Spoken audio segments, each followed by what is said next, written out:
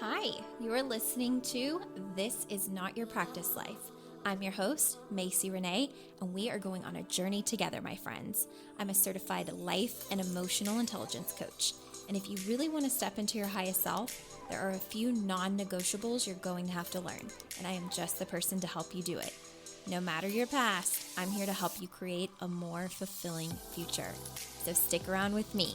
Not only will I teach you how to navigate your brain's daily mind drama, but I'll help you actually understand your mind, your emotions, why you do the things you do, and why others do the things they do. Most importantly, I'll help you build the self-awareness skills to create whatever results you want. It's never too late to change the trajectory of your life. After all, this is not your practice life. Hello. Welcome back to another episode of This Is Not Your Practice Life podcast. My name is Macy, and I am so thrilled you're joining me today. If you are a brand new listener, welcome to the podcast. There is a lot for you here. I hope you get everything you need and more. Counting today's episode, we are on 241. So there's a lot for you to binge if you'd like to. I always recommend, if you're brand new, to go back to the very beginning, at least the first 10 episodes, and build the foundation, because they do kind of go in a consecutive order to help you. And then if you want to bounce around, you can, or if you enjoy going in order, you can. But what I always recommend is that if you do go back to the very beginning, periodically, make sure you come catch a recent episode, because that's where you're going to hear sometimes announcements for discounts, programs, freebies, all the things that maybe you actually want to partake in that sometimes don't cost you a dime. So I find oftentimes that my listeners will miss things like that if they're not on my email list, or they're not following me on social media, or they're not staying up to date on recent podcast episodes. So that's just an easy way for you to stay in the loop and just make sure that you don't miss anything, okay? So today's episode is all about control, okay? Let's talk about control, but we're going to talk about it in this way. Why do we try to control others? Why do other people try to control us?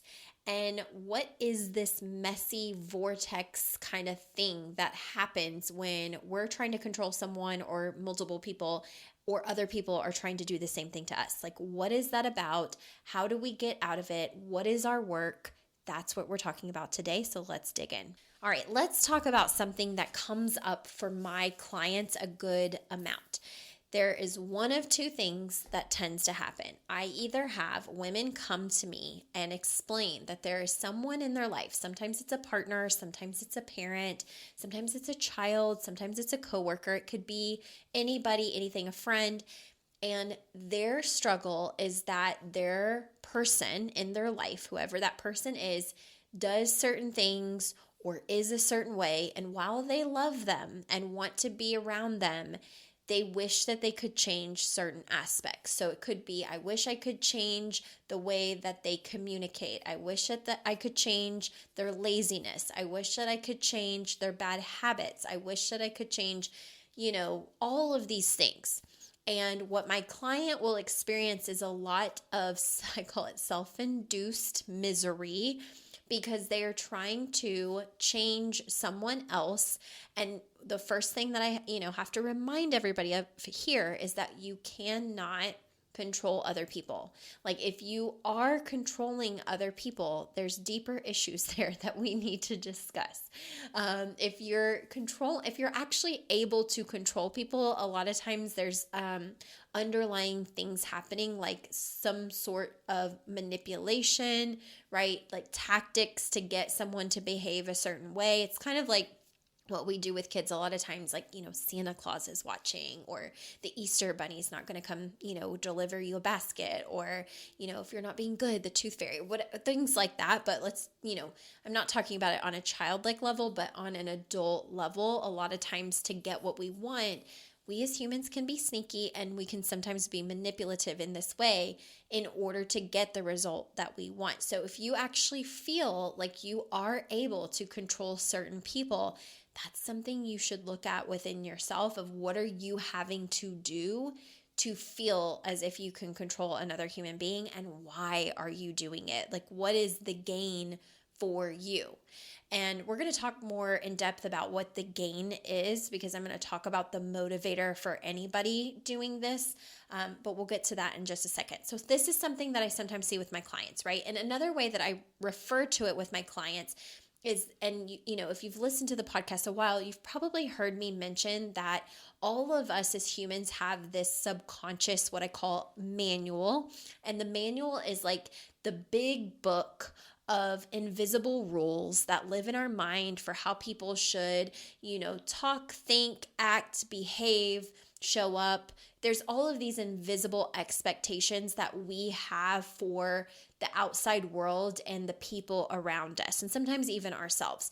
And what happens is, if people don't follow our manuals the way that we want them to, we tend to get pretty frazzled, and it feels very sometimes emotionally taxing, because our brain feeds us this kind of lie of, well, if they would just blank, then I would be able to blank. So I was the biggest, like, I'm the biggest person guilty of this, and it's another huge piece of like how I got on the path that I'm on now, like talking to you guys and being a coach. Everything in my life, even 10 years ago, was everybody else's fault. And it was especially certain family members' fault for why I was so miserable and sad and depressed and defeated and fatigued and traumatized and all of the things. I was an expert at pointing the finger and just really being like, you know what? If they would say sorry, if they would change, if they would be, you know, different towards me, if they would admit their faults, if they, like, all of these if they statements, which then translated into, then I would be happy, be at peace, be calm, be able to concentrate, be able to move on with my life, be able to be the big, you know, successful person that I want to be. And then it would be followed with, but I can't because they, and then it would just be a cycle, okay? So I really, if I could have back then, before I had all the tools I have now, I definitely would have tried to control situations and other people to make myself feel better, okay? Which leads me to other people doing this to us, right? How terrible does it feel to be on the receiving end of someone trying to fit you into a box that you do not fit into, okay? Where they're adamant that there are stipulations or expectations, and if you don't meet them, you'll never measure up, or you'll never be loved or accepted, or, you know, like totally approved upon unless you change certain things about yourself. And what do we do in those situations? Sometimes we change ourselves.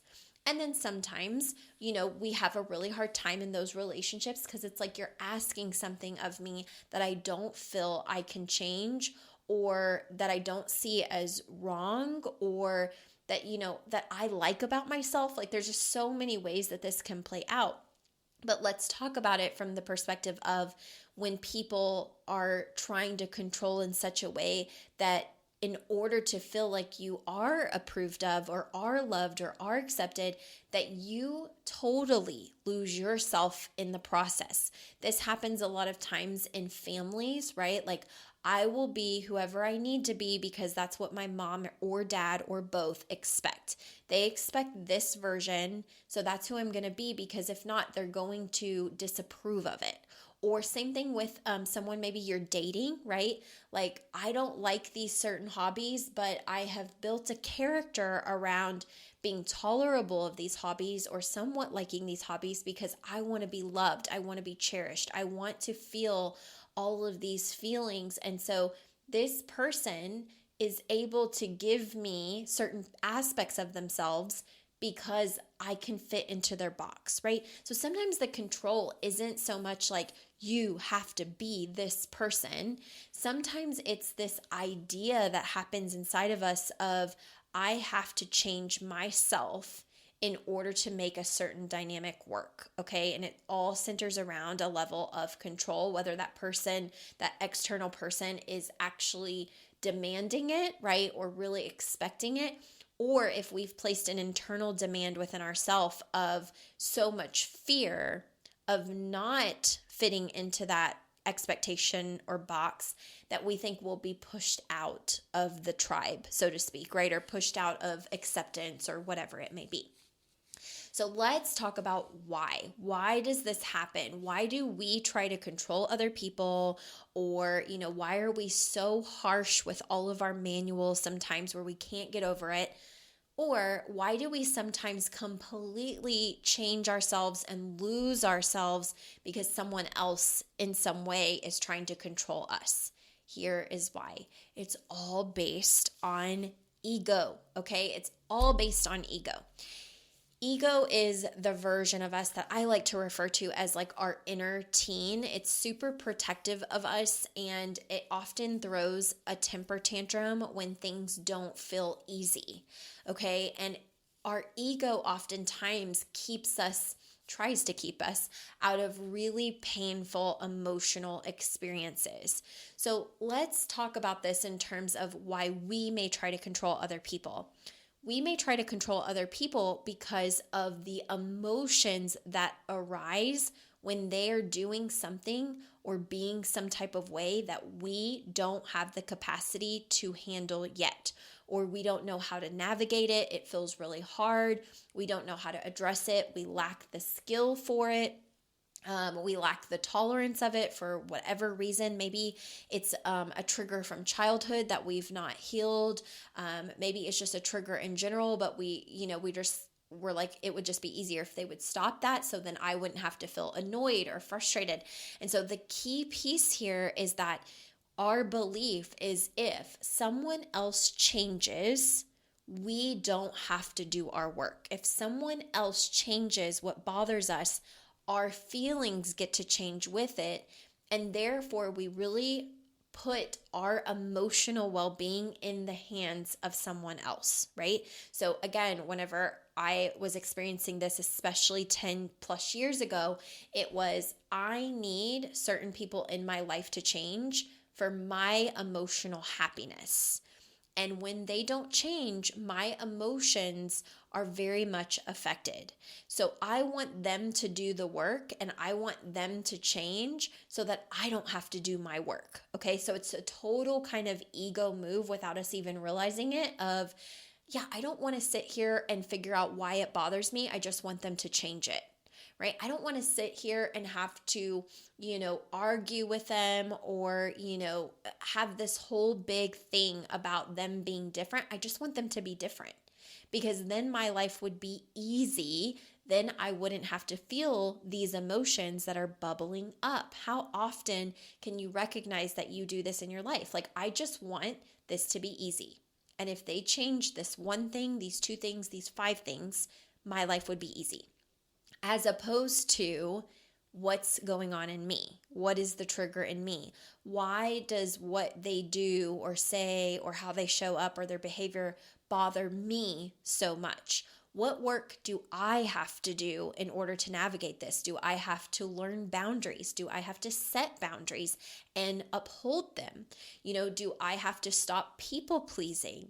Do I have to communicate better, right? We're never really asking what our work is in the process unless we're actively practicing our self-awareness, or we've, had some assistance with this, whether therapy or coaching, to become aware of it. And so it's one of those things where we have to be very aware of ourselves of, I feel like this external thing or this external person is controlling my life, when really I'm trying to control a lot of them and trying to get it to change so that I don't have to face my own work in this process. And we can flip it, and the same is true on the opposite for people that try to control us, right? It's like, if we're just different, they don't have any work to do. If they can just point the finger and blame us, they don't have any kind of work to do. It's so much easier for them to try and fit us in their box, whatever their box may be, and say, I need you to be this way for me to be happy. Or if you really want me to be able to show up for you this way, I need you to change these things. Now, all of this to say is that as a person on the receiving end, can we hear feedback or criticism and be open to it? Yes, we can. Okay, it doesn't mean that it's going to feel good, but can we be open to it? Part of emotional intelligence work and self-awareness work is being able to really hear people, right? Not listen to respond or listen to argue, but listen to actually hear what's going on. And then being able to process that information and ask ourselves, what do I want to do with that information? Do I agree with it? Do I see their point? Do I see, where maybe some of this is coming from their wounding? But all of that, the ability to do that comes from the work you're willing to do within yourself. Okay, so compassion being,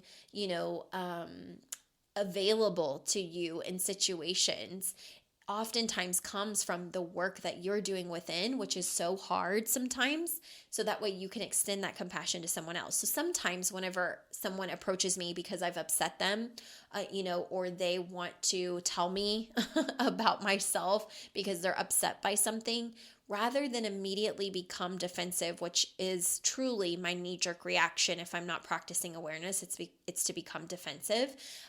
Instead, my work now is to really sit in the discomfort of hearing what they have to say, whoever it is, and then going through every single word they're saying, hearing it for what it is, and maybe asking questions to get more clarity if I feel confused, expressing some of my feelings when I've kind of processed through them, and sometimes even seeing, do I have anything that they said that I can work on or can change, or I'm willing to work on or willing to change? Or am I also seeing compassionately that this is coming from some sort of wounding in them or something that their ego doesn't want them to have to feel or work on? I wish right off the top of my head that I could give you some examples. Like, I wish that I could recall times where this has happened, on this end of feeling like someone's trying to control me. Actually, now that I say that, I think I have a quick example. So for years, a lot of my work was around a certain relationship in my family. Like, it was just so draining to do so much introspective work because I was really good even 10 years ago at pointing the finger and blaming this family member for everything, like just everything, and not even directly to them, but just every single issue I had in my life, every reason that I wasn't successful or where I wanted to be, like everything just stemmed with unhealed trauma around this person, even though I had had 17 years of therapy before I ever hired my coach. And so fast forward, I hire my coach in the most loving but direct and stern way, reminds me that yes, you couldn't always control everything that happened in your childhood, but you are an adult and you are responsible for what you do with it now. And you are blaming this person. And I know that it may feel like it's helpful to you, but it's not helping you at all, because she said this to me. She said, I have been listening to you talk about it over and over and over again for the past year, and I am happy to listen to you talk about it more. However, you will be in the same place 5 years from now if you don't stop. You have to take responsibility. And I have to tell you that it's one of the memories that sticks out most in my mind. I've talked about it on the podcast. I cried the entire day. This happened at a retreat. I felt attacked in the most loving way, but like truly in a way that changed my life. And from that point forward, it didn't feel good the first even few weeks after. I'm pretty sure I was kind of mad at my coach. I just thought like, oh, that was so harsh, and it like made me cry all day. But weeks and weeks later, when it hit, like when it settled in my system and it hit me, it was like, yeah, I mean, gosh, I've spent, at that point, probably like 18, 19, 20 plus years being angry and internalizing and blaming. And I just didn't want to do it anymore. So my work became, what do I have to work on the inside to fully release any kind of control over this person changing, because I don't want to have to control this person anymore, feel like I have to control, or feel like they're in control of me and my emotions. It went both ways. So I started working on myself and my self-awareness, my emotional intelligence skills, my mindset. And you know what happened? I was able to totally relieve a lot of the harbored emotions I had with this person without them changing a single aspect about themselves. And how I did it was, when I learned the different areas that were bothering me, I learned how to set boundaries. I learned to stop people pleasing. I learned to stop suppressing my truth and instead speaking my truth, even when, it felt really, really hard. It felt like, trying to spit out rocks. I mean, it was just really hard. And, through that process, I started to heal, and I started to recognize I don't need this person to be any different for me to be happy, for me to be successful. I don't need them to change. I've been wrong this whole time. I don't need anything to be different for me to have peace and freedom. And what's interesting is that about 2 years into my journey of healing myself, this person approached me and started pointing the finger at me and wanted me to change. And I remember one day in particular where they said to me, I need you to come have a sit down with me so we can talk about things, because the reason I'm miserable is because you won't sit down and talk to me. And the reason that I behave this way and act this way is because of how you show up and how you treat me. And this was 2 years into my work. And in that moment, rather than become angry with this family member, what I realized is, wow, this is what projection looks like. This is what it looks like when someone can't take radical responsibility. This is what it looks like when someone's trying to control the same thing that I used to do. And this person insisted and got angry and started to raise their voice. And you need to sit down with me. You need to have this conversation with me, or we're never going to be okay. Our relationship will never be okay if you don't do as I say. And I remember saying, like, I'm doing my work. And this person kept saying to me, you're not doing your work. You are no different than you've ever been. You're treating me the same way right now, and if you don't change and do what I say to do, like, you're just going to be miserable, and our relationship's going to be miserable. And I just remember being able to stand my ground powerfully and in a very healthy way, not malicious at all, and just say, I disagree with you. And the reason I disagree with you is because what I've learned in my healing journey is I feel at peace and I haven't needed you to change at all. And I know that that's available for you too. I know that if you do your work and you heal, you won't need anything from me to change. And we can just have boundaries with one another. And it was such a profound moment where, like, I really realized I was able to release so much control. And it took some years, for this family member to, I think, do the same. But now we have a very healthy, loving relationship. So I want to just offer that if you're the person trying to control, look at why. Like, what emotions are you trying to avoid by trying to control someone else? You want them to do certain things or be a certain way so that there can be emotions you don't have to feel or address or work on, or inner work you don't have to do.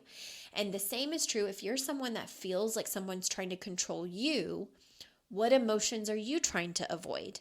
Like, are you trying to avoid loneliness? If you stand up for yourself, what will happen? Are you trying to avoid judgment, feeling judged? Are you trying to avoid, feeling uncomfortable?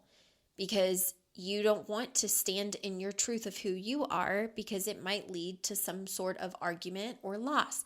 Like, the thing about it is our ego wants to protect us from what it perceives as painful emotions.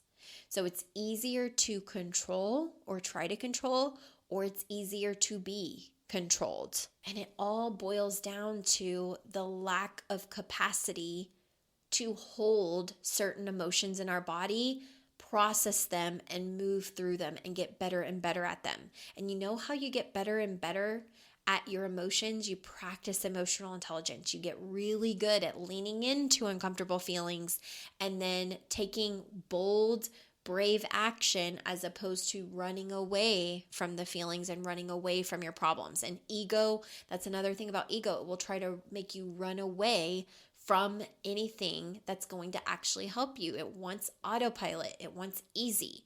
Okay, so you have to be onto yourself.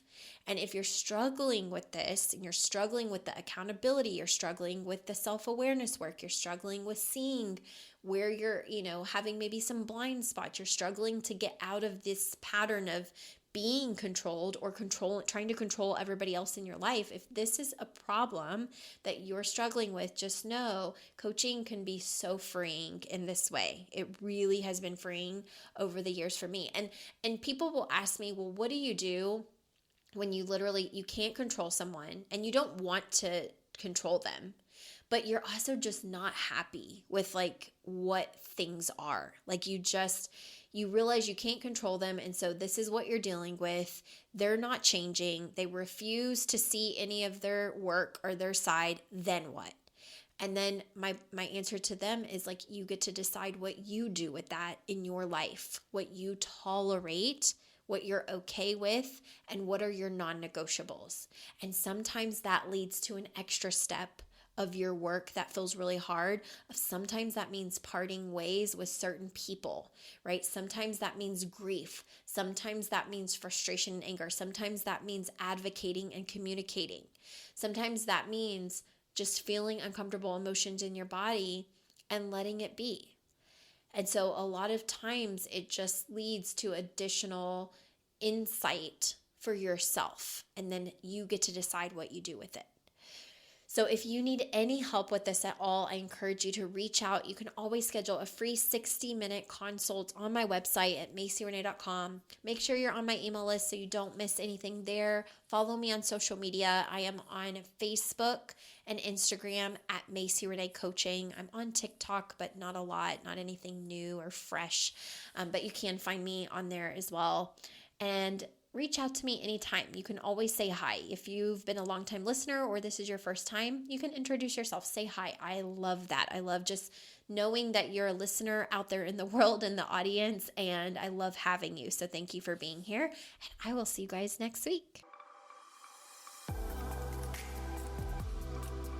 Hey there. Thank you so much for joining me on today's episode of This Is Not Your Practice Life podcast. If you'd like to connect on social media, you can find me on both Instagram and Facebook at Macy Renee Coaching. And if you want to stay up to date on all of my offers, announcements, and inspirational emails, you can join my email list at MacyRenee.com. In addition, if there's a way that I can further support you in your coaching journey, you can schedule a free 60-minute consult at MacyRenee.com anytime you want so we can discuss the best options for you. I look forward to seeing you next week, and I hope you have an amazing day. Bye.